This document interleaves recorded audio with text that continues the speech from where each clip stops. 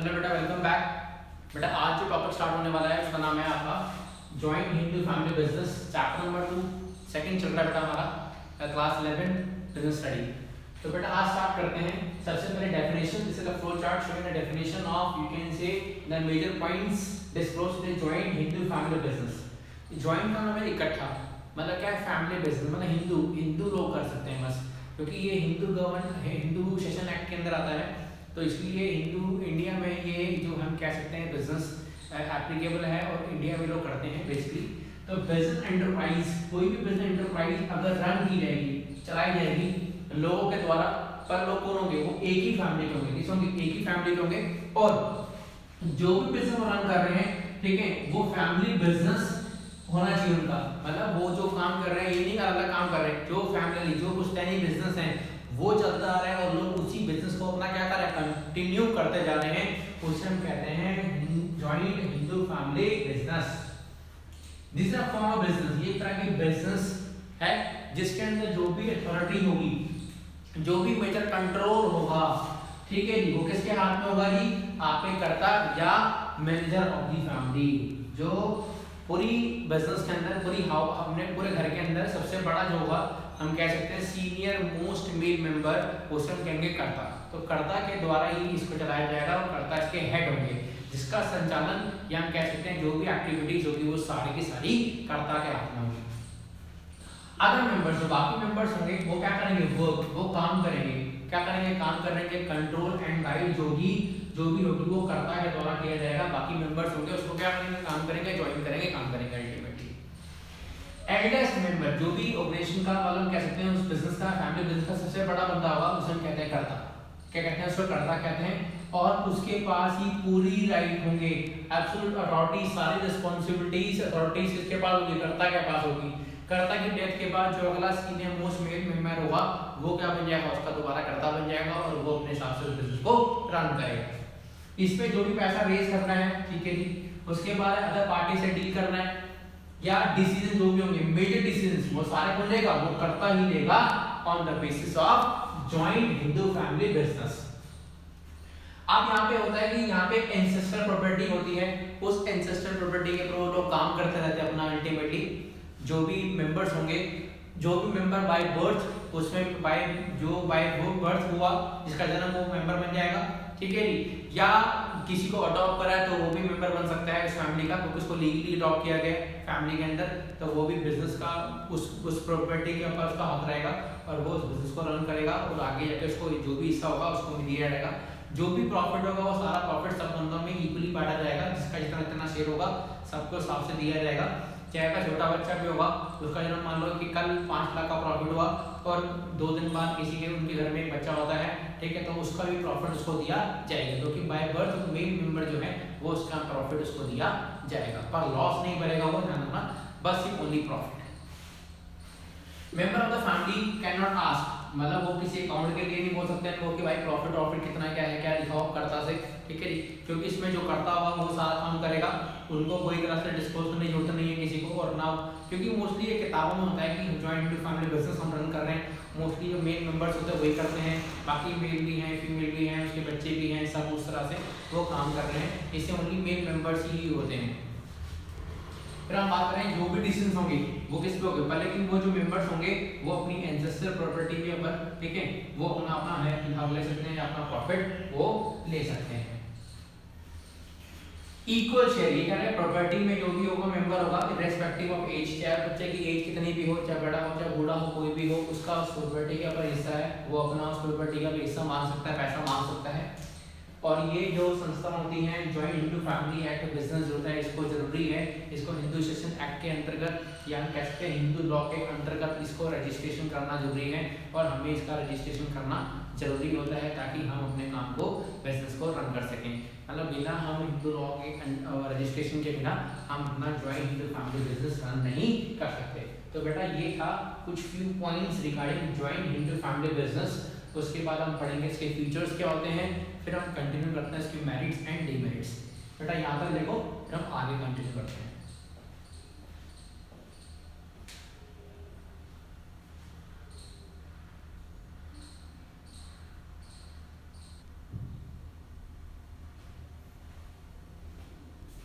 देखो बेटा अगर फीचर की बात करें, जॉइंट हिंदू फैमिली की बिजनेस के फीचर्स क्या होते हैं, ये मैंने आपको यहाँ पे टोटल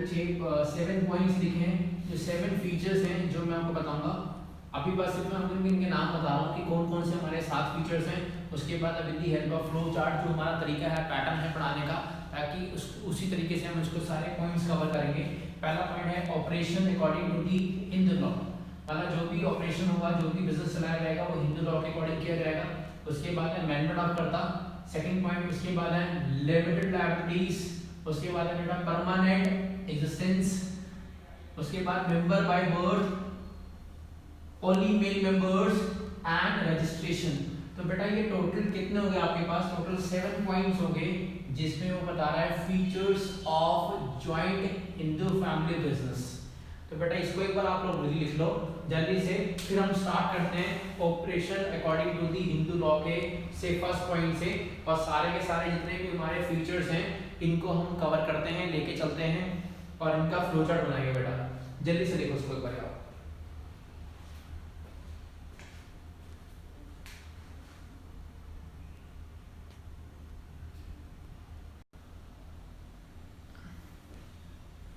देखो बेटा स्टार्ट करते हैं। First feature operation according to the Hindu law. सबसे पहले बात करता हूं, मैं एक पॉइंट छूट गया था उसमें, जो जॉइंट हिंदू फैमिली बिजनेस में 2 तरह का होता है बेटा। एक होता है आपका मिताक्षरा, एक देया भागा। ठीक है, देया भागा जो है आपका वो वेस्ट बंगाल और असम के अंदर पाया जाता है। ठीक है, और मिताक्षरा जो है वो आपका ऑल ओवर इंडिया है,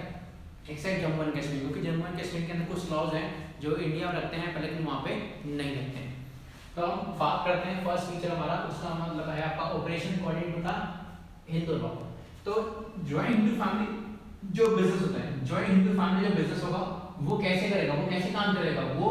according to the direction of, according to the law Hindu law. इसके अकॉर्डिंग हिंदू लॉ के लॉ, इसका नाम है हिंदू सेशन एक्ट 2005। तो इस लॉ के अंतर्गत ही हमें काम करना पड़ेगा, इसी लॉ की गाइडेंस जो भी होगी उसको हमें फॉलो करना पड़ेगा, तब हम अपने बिजनेस को रन कर सकते हैं। जो भी राइट्स होगी और जो भी ड्यूटीज होंगी, जो भी हमारे कर्तव्य होंगे, जो भी हमारे राइट्स होंगे, जो भी मेंबर्स होंगे, को पार्टनर्स होंगे, जो भी होंगे, उस फैमिली के मेंबर्स को वो डिसाइड बाय लॉ, मतलब लॉ के द्वारा ही डिसाइड होगा। तो कोई भी अगर हम लोग को डिस्प्यूट राइज होगा, कोई भी तरह का प्रॉब्लम राइज होती है प्रॉफिट के रिगार्डिंग या शेयर के रिगार्डिंग, एंसेस्टर प्रॉपर्टी के रिगार्डिंग कोई भी डिस्प्यूट हो रहा है किसी तरह का, या कर्ता के रिगार्डिंग मैं कर्ता बनूंगा वो कर्ता बनेगा, किसी तरह से डिस्प्यूट राइज हो सकता है फैमिली मेंबर के अंदर, तो जो भी डिस्प्यूट होगा वो हिंदू सेशन एक्ट के अंदर ही जाएगा और वहां पे जाकर ही उसकी पूरी कार्रवाई की जाएगी, और वहां पे जो भी सजा वजा बनाई जाएगी, प्रावधान बनाए जाएंगे, उसको फॉलो करना सब बंदे को मानना जरूरी होगा, क्योंकि ये जो है एचयूएफ है वो हिंदू सेशन एक्ट के अंदर ही रजिस्टर्ड होती है, तो हमें उसके प्रोविजंस को फॉलो करना पड़ेगा। तो बेटा जल्दी लिखो इसको फर्स्ट पॉइंट को, फिर हम आगे कंटिन्यू करते हैं सेकंड पॉइंट।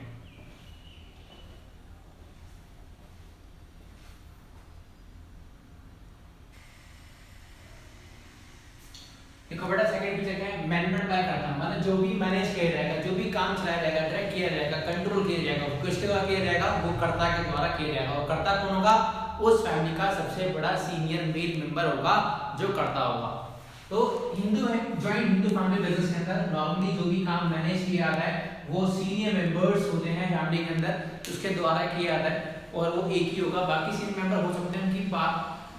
हेल्प ली जा सकती है, डिस्कशन किया जा सकता है, पर लेकिन जो मेजर डिसीजंस होंगे ना वो एक ही बंदे के हाथ में होंगे, उसे हम कहते करता है। इन्होंने करता करता कह सकते हैं उसको मुखिया कह सकते हैं, उसको मैनेजर भी कह सकते हैं। अदर मेंबर्स, दूसरे मेंबर जो हैं किसके, फैमिली के, जो बाकी मेंबर्स हैं उनके ऊपर कोई राइट नहीं है, वो किसी तरह से बिजनेस के अंदर इंटरफेरेंस नहीं कर सकते कि जी मेरा ये काम चलेगा, मैंने बोला ये काम ऐसे होगा ऐसे होगा, ऐसे वो कुछ नहीं होगा। जो सीनियर मेंबर ने डिसाइड कर लिया वही होगा, चाहे लॉस हो चाहे प्रॉफिट हो, उसी को लकीर मानी जाएगी कि जो उसने बोल दिया वो बोल दिया, उसके आगे किसी की बात को सुना नहीं जाएगा। कोई बंदा किसी को कोर्ट में ले आके नहीं जाता, अगर कोर्ट में ले भी जाएंगे तो बाकी मेंबर्स हट जाएंगे, क्योंकि हिंदू सेशन एक्ट के अकॉर्डिंगली जो राइट्स हैं, जो भी काम है वो सारे किसके हाथ में है, कर्ता के हाथ में। एवरी बिजनेस कॉन्ट्रैक्ट, कोई भी बिजनेस कॉन्ट्रैक्ट अगर कोई बंदा करेगा किसी से करेगा तो पहले उसको क्या आना पड़ेगा, उसको अप्रूवल लेना पड़ेगा पहले कर्ता से, मतलब मेंबर जितने भी हैं वो काम करे, एफर्ट करे, सब कुछ करे, कोई दिक्कत नहीं है, डिस्कशन करे, कॉन्ट्रैक्ट करे, सब कुछ करे, पर लेकिन वो अपने यहाँ पे कॉन्ट्रैक्ट नहीं कर सकते, उनको पहले अप्रूवल लेना पड़ेगा। किससे, कर्ता से। कर्ता अगर कहेगा कि ठीक है ये बात कर लो, कर्ता ने मना कर दिया तो आगे कॉन्ट्रैक्ट करके कुछ फायदा नहीं है, कॉन्ट्रैक्ट माना ही जाएगा, इनमें माना जाएगा। अनलॉफुल माना जाएगा, क्योंकि कानून की नजर में सिर्फ उन्हीं कर्ता ही सिर्फ क्या कर सकता है, कॉन्ट्रैक्ट कर सकता है। तो कर्ता का अप्रूवल लेना बेटा जरूरी होगा। तो इसलिए हम कह सकते हैं कि हिंदू जॉइंट फैमिली बिजनेस के अंदर जो भी मैनेजमेंट है, जो भी काम है, वो कर्ता के द्वारा किया जाएगा और कोई बंदा उसमें इंटरफेयर नहीं करेगा। तो बेटा ये सेकंड पॉइंट था, जल्दी से इसको लिखो, फिर हम आगे कंटिन्यू करते हैं बाकी पॉइंट्स।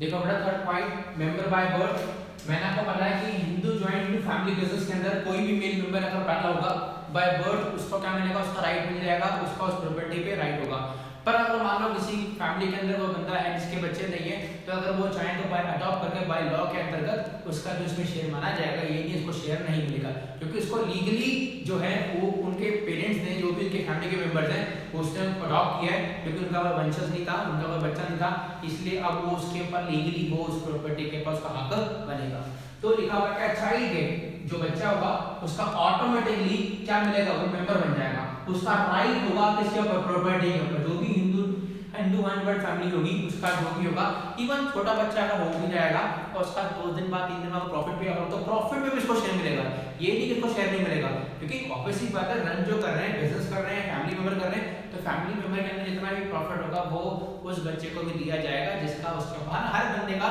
हर बच्चे का इक्वल राइट होगा। जितना पैसा बड़े को दिया जा रहा है उतना प्रॉफिट उस छोटे को भी दिया जाएगा, क्योंकि इसके हिंदू जॉइंट फैमिली में यही शर्त होती है कि जो भी प्रॉफिट होगा वो इक्वल दिया जाएगा, कोई तरह का मतलब भेदभाव नहीं किया जाएगा किसी मेंबर्स के ऊपर। ठीक है जी बेटा, तो ऑटोमेटिकली जो बच्चा होगा वो जो होगा वो उसका मेंबर बन जाएगा, वो आगे जाके क्लेम भी कर सकता है कि मेरा प्रॉपर्टी में इतना है जी, हिस्सा मेरा इतना हिस्सा, मेरा इतना बनता है, मेरे को इतना दो। ठीक है बेटा, तो ये था हमारा point number 3, member by birth. जल्दी से इसको लिखो, फिर हम आगे कंटिन्यू करते हैं बाकी के पॉइंट्स।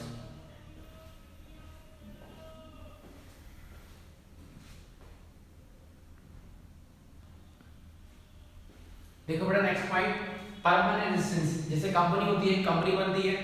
मुकेश क्या धीरूभाई अंबानी ने कंपनी खोली, उनके बेटे चला रहे हैं, उनके बेटे चलाएंगे, उनके बेटे चलाएंगे, मतलब कंपनी एक बार बनती है, रिलायंस फाउंडेशन या रिलायंस इंफोसिस या रिलायंस इंफ्रास्ट्रक्चर, तो रिलायंस एक बार बनी, लेकिन कंपनी चल रही है, तो इसका मतलब कि मेंबर्स में भी कम एंड गो, मतलब मेंबर्स जो उसी के बंदे हैं, जो भी पार्टनर्स हैं, चाहे वो आए या ना जाए, चाहे वो बंदा मर भी जाए, इंसॉल्वेंट हो जाए, या किसी तरह से पागलपन हो गया, या बंदा फिजिकली हैंडीकैप हो गया, इनकैपेबल हो गया, पर कंपनी चलती रहेगी। उसी तरह से एचयूएफ बिजनेस होता है वो चलता रहेगा। अब मान लो बंदे एक्सीडेंट हो गया, एक्सीडेंट होने के बाद क्या, उस फैमिली मेंबर का बंदा जो था वो काम नहीं कर पा रहा था, कोई दिक्कत नहीं, काम नहीं कर रहा, घर बैठेगा आराम से, उसको प्रॉफिट तो मिलेगा ना, ये मेंबर तो है, उसको प्रॉफिट मिलेगा, जैसे बच्चे को प्रॉफिट मिल रहा है वैसे इसको मिलेगा अल्टीमेटली। या हम ऐसे कह सकते हैं कि एक हिंदू फैमिली बिजनेस के अंदर में कोई बंदा था, वो पागल हो गया जी, लेकिन चाहे पागल हो गया कोई दिक्कत नहीं, तो मेंबर तो है ना, by the act by the law ये तो लिखा नहीं है कि पागल मेंबर को प्रॉफिट नहीं मिलेगा या उसको पैसा नहीं मिलेगा, उसका प्रॉपर्टी में राइट नहीं है, सब कुछ जो राइट्स होंगे सब कुछ होंगे। तो अल्टीमेट हम ये कह सकते हैं इन शॉर्ट जो परमानेंट रेजिडेंस मतलब कंपनी चलती रहेगी, जो एचयूएफ बिजनेस होगा चलता रहेगा, जो सीनियर मेल मेंबर होगा मेंबर बन जाएगा, उसकी डेथ हो भी जाएगी तो अगला सीनियर मेल मेंबर जो होगा वो उसका काम बन जाएगा, कर्ता बन जाएगा, और वो अपने हिसाब से उस बिजनेस को रन करता रहेगा।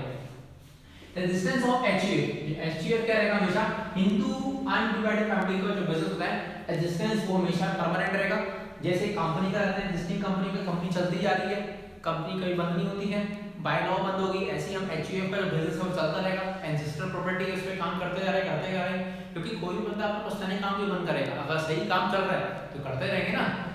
फिर कहा मैं देयर नो फैक्ट, अब बंदे की डेथ हो जाएगी कोई दिक्कत नहीं, दूसरा बंदा आएगा, कोई और बंदा मर गया कोई दिक्कत नहीं, और बच्चे हो जाएंगे और बंदे आ जाएंगे, इंसॉल्वेंस हो गया बंदा, करप्ट हो गया, खाली कंगाल हो गया, कोई बिजनेस चल रहा है कोई दिक्कत नहीं, कंगाल हो गया ना, किसी को देना नहीं है, घर के बंदे को देना है, अगर प्रॉफिट होगा देंगे, अगर नहीं हुआ तो नहीं देंगे, कोई दिक्कत नहीं, क्योंकि प्रॉफिट बाहर अगर हम वैसे काम करेंगे, चाहे 100 पे काम करें, तो हमें बाहर वाले बंदों को पैसा देना पड़ेगा, पर यहाँ तो बंदे को काम करें, घर के बंदे काम कर रहे हैं, तो घर के बंदों को क्या पैसा देंगे, नहीं देंगे। फिर लिखा हुआ है नसीहा मतलब पागल हो गया, कोई मेंबर अगर आपस में पागल भी हो गया, या मतलब किसी तरह से बचकानी हरकतें कर रहा है, या मतलब सनकी हो गया किसी तरह से, या कोई काम नहीं कर रहा, ये सेंटी हो गया, या थोड़ा डिप्रेशन में चला गया, किसी तरह से कोई भी कारण हो सकता है, तो उस मेंबर जो होगा वो उससे कोई फर्क नहीं पड़ेगा, जो आपकी एचयूएफ है वो परमानेंटली अपना काम करती रहेगी, चलती रहेगी, मेंबर्स जितने भी होंगे, बाकी एक्टिव हम कह सकते हैं, इनएक्टिव नहीं, एक्टिव जितने भी होंगे सारे बंदे अपना काम करते रहेंगे और अपने बिजनेस को रन करते रहेंगे। तो बेटा ये था हमारा 4th पॉइंट, जल्दी से इसको लिखो, फिर हम आगे कंटिन्यू करते हैं।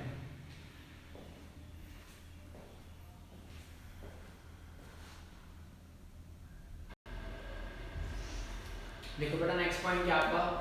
Limited liability. अगर हम बात करें मेंबर्स जितने होते हैं, को पार्टनर्स होते हैं, उनकी लायबिलिटी क्या होती है, लिमिटेड होती है। जैसे मान लो कि एक फैमिली में एक करता है, उसके मान लो 4 बेटे हैं, एक 4 बेटे के मान लो 6 बेटे हैं, और उस 6 बेटे के मतलब 12 बच्चे हैं, मतलब पूरी फैमिली में भाई भाई बेटे बेटे मिला के, तो अल्टीमेटली उसका शेयर क्या होगा, ज़्यादा होगा। इसका नाम उनकी लायबिलिटी क्या होगी, ज़्यादा होगी। तो लायबिलिटी कैसे डिसाइड होगी, जितने मेन मेंबर जिसकी फैमिली में ज़्यादा होंगे उसकी लायबिलिटी ज़्यादा होगी, क्योंकि उसको उतने ही पैसे क्या करना है, ज़्यादा दें। मतलब हर कोई बंदा, हर कोई जो मेन मेंबर होगा अपने अपने शेयर के हिसाब से अपनी अपनी लायबिलिटी का अमाउंट पे करेगा, अगर कोई लॉस होगा कुछ होगा। पर लेकिन जो लायबिलिटी होती है वो कर्ता की क्या होती है, अनलिमिटेड। तो कर्ता तो पे करेगा करेगा, उसकी लायबिलिटी अनलिमिटेड होगी, मतलब जो बाकी लॉस होगा वो सारा कौन भरेगा, वो कर्ता भरेगा।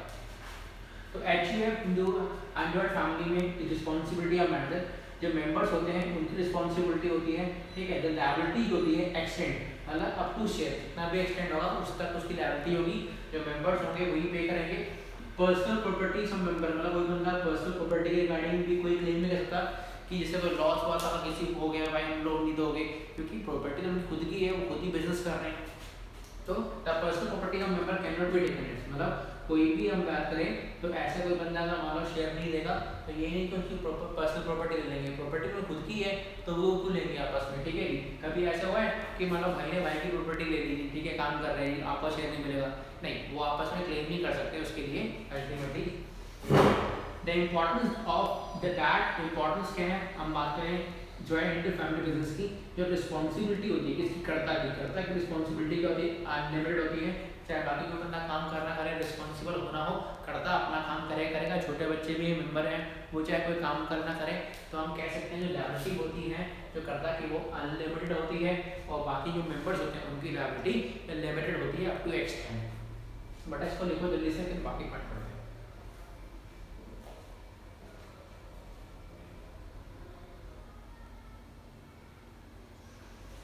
देखो बड़ा last point, only male members, मतलब अगर हम बात करें वैसे हमने पीछे पढ़ाई है, बराबर डिस्कस किया था आपको कि जॉइंट फैमिली के अंदर जो मेंबर होंगे, ठीक है, वही क्या बनेंगे, उसमें पार्टनर मतलब शेयर ले सकते हैं। जिसे पार्टनरशिप में पार्टनर्स नाम दिया जाता है, वैसे इसमें हम को पार्टनर्स कहते हैं, ठीक है जी। तो हम बात करें मेल मेंबर, ये कह रहा है जॉइंट इंटू फैमिली बिजनेस के अंदर सिर्फ ओनली जो मेंबर्स होते हैं वो कौन रहेगा, जो को पार्टनर्स होंगे, ठीक है, इनसे हम कैसे उनको शेयर मिलेगा, जिनको प्रॉफिट दिया जाएगा, वो ओनली कौन होंगे, मेल होंगे। पर according to Hindu section act, Hindu section act में कई सारे प्रोविजंस भी गिवन है, ठीक है, किसके रिगार्डिंग कि अगर मान लो कि कोई लेडी है, उसका हस्बैंड अगर डेथ हो जाती है, उसका पति मर जाता है किसी कारण से, या कोई भी एक्सीडेंट से, या किसी प्रॉब्लम से, किसी चीज़ से, पर उसका जो हम कह सकते हैं उसका कोई वंशज भी नहीं है, कोई बच्चा भी नहीं है, पर लेकिन वो फीमेल तो वही रहेगी ना, घर में रहेगी अल्टीमेटली, ये तो है नहीं चल रहेगी, क्योंकि उसका आगे मान लो उसकी फैमिली वाले में कोई नहीं है, मान लो किसी कारण से अकेली है वो जी, उसने लव मैरिज कर ली किसी कारण से, मान लो ये भी केस हो सकता है, तो जो भी लेडी है वो वहीं रहेगी, तो उसको उसका शेयर जो होगा फिर वो उसमें को पार्टनर बन सकती है। पर लेकिन शर्त यही है कि उसका कोई बच्चा नहीं होना चाहिए, ठीक है, या कोई मेल नहीं होना चाहिए उसका आगे, क्योंकि अगर मेल होगा उसको वैसे ही शेयर मिल जाएगा, क्योंकि मेल बाय बर्थ तो उनको प्रॉफिट दिया जाएगा ही जाएगा। According to Hindu section act, women's after death, अगर मान लो उसके पति की डेथ हो जाती है, अगर उसके पति की मौत हो जाती है किसी कारण से, चाहे नेचुरल डेथ हो, कोई मर्डर कुछ भी हो जाए किसी कारण से, तो इन ऑप्शंस है, पहले कि उसका कोई मेल बच्चा नहीं है, या कोई मेल सिटीजन नहीं है, उसका कोई वंशज नहीं है, कोई मेल नहीं है, अल्टीमेटली हम कह सकते हैं। तो अगर मेल होगा, बच्चा होगा उसका, तो उसको वैसे शेयर मिल जाएगा, क्योंकि बाय बर्थ तो उसको बच्चे को मिलेगा शेयर, उसका जो प्रॉफिट होगा वो दिया जाएगा। पर अगर कोई भी नहीं है तो उस केस में जो फीमेल है, ठीक है जी, वो अगर चाहे तो क्लेम कर सकती है, किसके लिए, प्रॉपर्टी के लिए या अपने शेयर के लिए, और बाय लॉ नॉर्मली उसको क्लेम करने की जरूरत नहीं है, वो उसको उसका ऑटोमेटिक शेयर मिल जाएगा, तो वही बिकम अ को पार्टनर, तो उस फैमिली बिजनेस के अंदर वो को पार्टनर्स बन सकती है और अपने बिजनेस को वो रन कर सकती है, और हर तरह के बेनिफिट, मतलब जो भी राइट्स नॉर्मल बंदे के हैं उस वाले केस में उस फीमेल को वो राइट सारे मिल जाएंगे, वो सारी रिस्पॉन्सिबिलिटी, वो सारी अथॉरिटी जो भी एक एज ए को पार्टनर्स की होती है, और उसकी भी लायबिलिटी या कोई लिमिटेड होगी, क्योंकि उसको लिमिटेड, क्योंकि उसको भी बिजनेस के अंदर लिमिटेड अमाउंट मिल रहा है, ठीक है जी। तो जो भी उसका जो शेयर होगा उसकी लायबिलिटी भी अप टू एक्सटेंड क्या होगी, लिमिटेड होगी। तो बेटा ये जो था टॉपिक आज का, हमने जो आज कवर करा है उसमें हमने करा है एचईएफ की डेफिनेशन, और बेटा features of HEF. Thank you so much बेटा। आज की वीडियो में बेटा इतना ही होगा, बाकी नेक्स्ट वीडियो में हम जो नया टॉपिक होगा मेरिट्स और डीमेरिट्स उसको लेके आएंगे, जिसमें एचयूएफ के मेरिट्स होंगे और एचयूएफ के डीमेरिट्स होंगे। With the help of flow chart वो दोबारा डिस्कस करेंगे। थैंक यू सो मच बेटा।